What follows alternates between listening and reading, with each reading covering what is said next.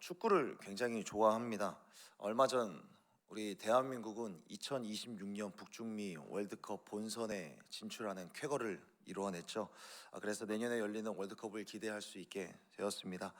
앞으로 대한민국 축구가 어떻게 흘러갈지 굉장히 궁금하긴 한데, 이 대한민국 축구를 바라볼 때 저만의 하나의 철칙이 있다면 절대로 욕을 하면서 보지 말자라는 그런 철칙이 있습니다. 끝까지 응원하자라는 그런 마음으로 축구를 좀 보고 있는데요. 오늘은 이 축구 이야기로 좀 시작을 해보려고 합니다. 여러분, 우리나라가 월드컵에 여러 번 진출을 했는데요.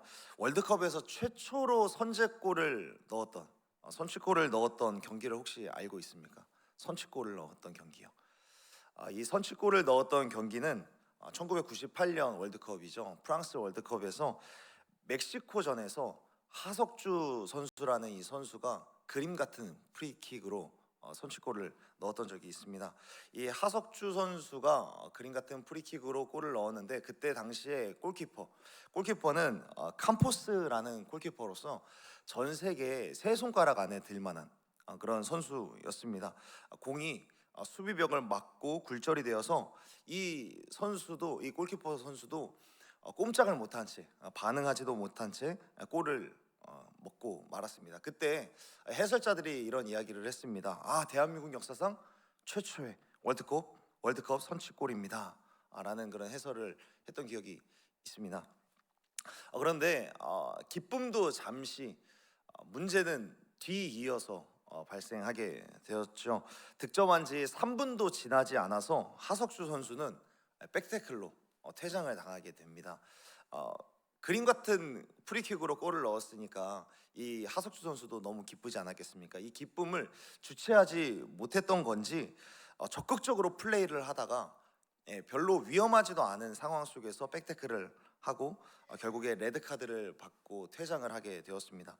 이 전반 29분에 골을 넣었는데, 전반전은 어떻게 잘 맞고 잘 버텼는데, 결국 후반전에 대한민국은 이 수적 열세를 극복하지 못하고 이 후반전에만 3골을 먹고 3대1로 패배하게 되었습니다. 이런 스포츠의 세계, 축구뿐만이 아니라 사실 이런 스포츠의 세계를 통하여서 한 가지 배울 수 있는 것이 있는데, 그건 뭐냐면 선취골은 승리를 보장하지 않는다라는 것입니다. 당연한 것이죠. 경기가 끝날 때까지 내가 득점한 이 선취 득점을 지킬 수 있어야 승리할 수 있는 것입니다. 그래서 21세기의 최고의 명감독 중에 한 사람으로 꼽히는 포르투갈의 조세 무리뉴라는 그런 감독이 이런 이야기를 했습니다. 공격을 잘하는 팀들은 인기가 많지만, 그러나 수비를 잘하는 팀은 경기에서 승리를 한다라는 이야기를 한 적이 있습니다. 저는 이것이 우리가 살아가는 이 세상 가운데서 끊임없이 싸워 나아가야 하는 영적인 싸움에서, 영적인 세계에서도 통용되지 않는 이야기가 아닐까라는 생각을 해보게 됩니다. 그래서 저는 오늘 여러분과 함께 이런 제목으로 좀 말씀을 나눠보고자 합니다. 제가 청년들한테 많이 주문을 하는데, 여러분들에게도 새벽이지만 좀 주문을 해보려고 합니다. 따라서 해주시면 감사하겠습니다. 수비가 강한 자가 승리한다. 다시 한번요. 수비가 강한 자가 승리한다. 감사합니다. 전쟁에 승리하는 것도, 전투에서 승리하는 것도 굉장히 중요한데요, 이 승리를 지키는 것이 굉장히 중요한 겁니다. 우리가 하나님으로부터 은혜를 받는 것도 참 많이 중요한데요, 이 은혜를 지키는 게 굉장히 중요한 겁니다. 또 성령의 충만함을 경험하는 것도 너무 좋은 경험인데, 이 성령을 소멸시 않아야 하는 것도 너무나도 중요한 사실이라는 것이죠. 하나님에 대한 사랑을 점차 알아가고, 때로는 내가 하나님에 대해서 잘 몰랐지만, 그리고 하나님에 대해서 내가 좀 오해하는 것도 있었지만, 그러나 예배를 통하여서, 또 말씀을 묵상하는 것을 통하여서, 기도를 통하여서 이 신앙생활의 즐거움을 알아가기 시작을 할 때, 또 성령의 충만함을 경험을 하고 수많은 동역자들과 함께 신앙생활의 즐거움을 누리기 시작을 했을 때, 성경은 우리에게 무엇을 말하고 있는가? 선줄로 생각하는 사람들은 넘어질까 조심해야 한다라고 말씀하고 있습니다. 이것은 무슨 말이냐면, 내가 성령의 충만함을 경험했다고 해서, 내가 신앙생활의 즐거움을 내가 누리고 있다고 해서 이것들을 위협하는 공격들이 없는 게 아니라는 것입니다. 오늘의 본문과 더불어서 역대상 18장부터 19장, 20장에 이르기까지 이 이스라엘이라는 나라는 하나의 왕국에서 세계의 패권을 주름잡는 하나의 제국으로 확장해가는 이스라엘을 볼 수 있게 됩니다. 18장에서는 블레셋이라는 족속, 모압, 소바, 아람과 에돔과의 전투에서 승리를 했고요. 오늘 본문에 이르러서는 암몬 족속과 아람 족속, 특히나 19장에서는 암몬과 아람이 연합하여서 공격을 해오는데도 이스라엘은 전혀 밀리지 않고 이겨내는 모습을 보여줍니다. 그리고 20장에서는 블레셋의 거인들이 이끄는 군대까지 이겨내는 것을 우리들은 확인할 수 있게 되죠. 여러분, 이스라엘은 참 많은 승리를 가져왔고 위대한 승리를 계속해서 가지고 왔습니다. 그런데 이런 위대한 승리를 얻어도 승리 뒤에 끊임없이 따라오는 것은 무엇인가? 끊임없는 전투가 계속해서 끊어지지 않고 이어지고 있는 겁니다. 승리를 얻었지만 승리 뒤에 계속해서 전투가 이어진다는 것이죠. 18장부터 이스라엘의 위세는 대단했습니다. 그 주변국들은 이스라엘을 경계하기 시작을 했던 것이죠. 다윗의 이스라엘을 경계하기 시작을 했습니다. 다윗은 주변국이었던 암몬 자손의 왕이었던 나하스가 죽었다라는 소식을 듣고 이 나하스의 죽음을 애도하기 위하여서 자신의 사신들을 그곳으로 보냈습니다. 다윗은 자신에게 호의를 베풀었었던 나하스, 그 나라와 그에게 어떤 의리와 선의를 베풀기 위하여서 그의 사신을 보냈는데, 암몬 족속은 다윗의 이 선의를 친절로 받아들이지 않았습니다. 도리어 자신들을 공격하기 위한 정탐, 우리를 전복하기 위한 뒷작업으로 생각을 했던 것이죠. 주변국들을 정리하더니 이제는 우리들을 공격하려고 오려나 보구나. 이제 자신과 친분이 있었던 나하스가 죽으니까 이제 우리들을 공격하려고 오는 거구나 라고 생각을 했던 것이죠. 이런 위협을 느낀 암몬 족속은 자신들의 힘만으로는 이길 수 없으니 아람과의 연합을 선택을 합니다. 그래서 아람 족속과 연합하여서 다윗을 공격할 기회를 노리고 있는데, 그들이 함께 연합하여서 자신을 공격할 것이라는 소식을 듣게 된 다윗은 요압과 아비새라는 이 군사들을 필두로 전장에 출정을 시키게 됩니다. 그러나 미리 준비하고 있었던 암몬과 아람, 그들에게 둘러싸이는 오히려 사면초가의 위협을 겪게 되는 것이죠. 여러분, 방금 전에 말씀드렸다시피 이스라엘은 지속적으로 승전보를 울리던 이스라엘이었습니다. 모든 전쟁마다 승리하는 나라라는 것, 그리고 강대국으로서의 면모를 이스라엘은 계속해서 보여줬습니다. 근데 여러분, 이 정도 위용을 보여주었다면 전쟁이 일어나기보단 사실 그들과 화친을 요구하는 정치적인 외교를 통하여서 동맹국이 되거나 또 형제의 나라로서 관계를 구축하는 것이 훨씬 더 지혜로워 보이는데, 그런데 그런 상황이 도무지 이루어지지가 않는 것입니다. 하나님은 다윗에게 너의 나라가 영영이 서겠다라는 그런 언약, 특히나 역대상 17장 9절 이하의 말씀부터 모든 대적을 복종시킬 것이고 견고한 왕위가 세워질 것이다 라고 하나님께서는 약속하셨습니다. 그 약속대로 하나님의 나라가, 그리고 다윗의 이스라엘이 계속해서 확장되는 것, 그리고 그 말씀이 이어지는 것은 다윗과 다윗의 군사들에게는 너무 감사한 일이지만, 그런데 그 시간 동안 언제나 무슨 시간을 동반하고 있냐면 목숨을 내걸고 싸워야만 하는 그런 정체절명의 위기의 순간이 계속해서 쫓아오게 되는 것이죠. 오늘 본문에서도 어떠한 상황이 벌어지냐면, 이 상황이 얼마나 위기였냐면 12절에 보면 다윗의 군사들이었던 요압과 아비새가 이런 이야기를 나누는 거예요. 아람 사람이 나보다 강하면 네가 나를 도와줘라. 암몬 자손이 너보다 강하면 내가 너를 도와줄 것이다. 서로 도와줘야 이 위기를 타개할 수 있다. 이 상황이 지금 도무지 만만치가 않다라는 이 위기의 순간에 대하여서 서로 마음을 합하는 그런 모습들을 볼 수 있는 것이죠. 그런데 이런 아람과 암몬과의 공격, 이것뿐만 아니라 20장에 이르면 이스라엘은 또 블레셋 족속과 싸우는 겁니다. 블레셋 족속의 어떤 장수들과 싸우냐면 블레셋의 위대한 장수였던 골리앗이라고 하는 이 골리앗 가문의 이 거인들이 출정을 하는 이 군사들과도 싸우게 되는 겁니다. 승리가 보장된 싸움은 아무것도 없는 거예요. 승리를 했지만, 앞전 싸움에서는 승리를 했지만, 그 승리가 있었다고 해서, 그 선취골을 넣었다고 해서 완전한 승리를 보장하지는 않는다라는 것이죠. 끝까지 전쟁의 순간은 이어지고 있는 겁니다. 우리는 여기에서 고린도 교회를 향한 바울의 이야기를 되새길 수밖에 없는 거예요. 다윗과 같은 사람에게도, 이스라엘과 같은 그런 강대국으로서의 면모를 보여주는 그 나라에도 끝까지 펼쳐지는 겁니다. 선줄로 생각하면 넘어질까 조심해야 된다, 이런 말씀의 순간이 계속 쫓아오는 겁니다. 우리를 공격하는, 이스라엘을 공격하는 대적들은 여전히 있는 겁니다. 우리가 이 땅에서 겪는 수많은 영적인 싸움들도 계속 이어지는 거죠.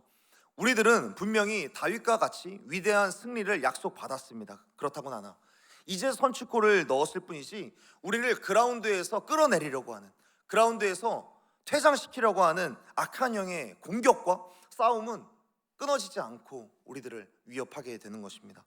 사람들이 다윗을 생각할 때 골리앗을 쓰러뜨리는 위대한 공격력을 갖춘 사람이었기 때문에 쓰임을 받았다라고 생각을 하지만, 그는 어떠한 순간을 많이 맞이했냐면, 자신을 질투하고 자신을 위협했었던 사울이라는 사람으로부터 위협당하는 상황이 너무나도 많이 있었던 거예요. 그런데 다윗은 그 순간 속에서 자신의 영혼과 마음을 하나님 앞에서 지켜내는 그런 영적인 수비전을 펼쳤던 그런 사람이라는 것을 우리들은 반드시 기억해야 합니다.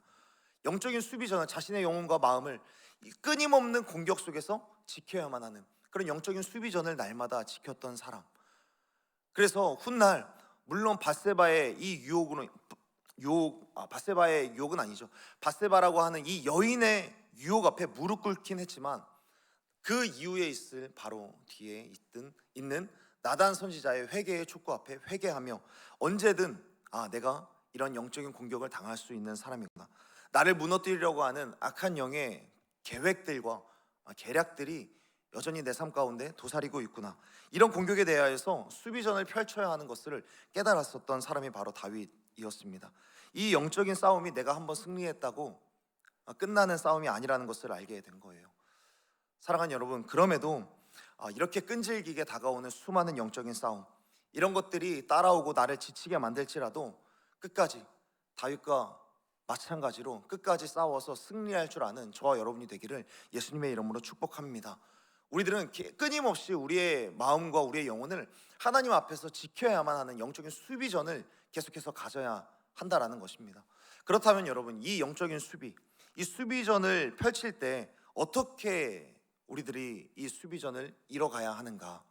우리 19장 13절의 말씀에 보면, 암몬과 아람의 대적들로부터 둘러싸여서 수비를 펼쳐야만 하는 아비새와 요압, 이 사람의 대화를 통하여서 우리들은 수비를 할 때의 마음가짐을 배울 수 있게 되는 겁니다. 우리 13절의 말씀을 우리 함께 읽어봤으면 좋겠습니다. 13절 말씀 함께 읽겠습니다. 너는 힘을 내라.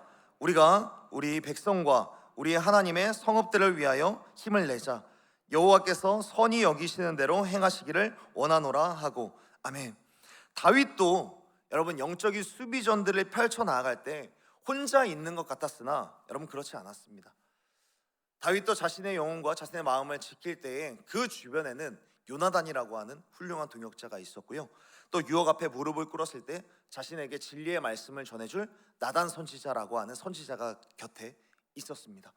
또 자신에게 기름을 부어주었던 사무엘이라고 하는 선지자도 있었고, 광야에 내몰렸을 때도 여전히 그와 함께 했었던 영적인 팔로워들이 늘 함께 있었던 것을 보게 됩니다. 오늘 요압과 아비새라는 다윗의 군사들도 서로의 존재가 너무 큰 힘이 되는 겁니다. 그래서 서로에게 지금 이 수비를 해야만 하는 그 상황 속에서 이렇게 선포를 하는 거죠. 너는 힘을 내라. 너는 힘을 내라. 우리 하나님의 성읍을 위하여서 힘을 내자. 하나님의 성읍들을 위하여서, 하나님의 나라를 위하여서 일하는 나의 형제, 나의 동역자야, 여호와께서 선하게 인도하실 것을 믿고 우리가 함께 힘을 내자. 요압과 아비새는 서로에게 격려를 하고 있는 것이죠. 영적인 수비전을 펼쳐야만 하는 우리들에게 꼭 필요한 것은 무엇인가?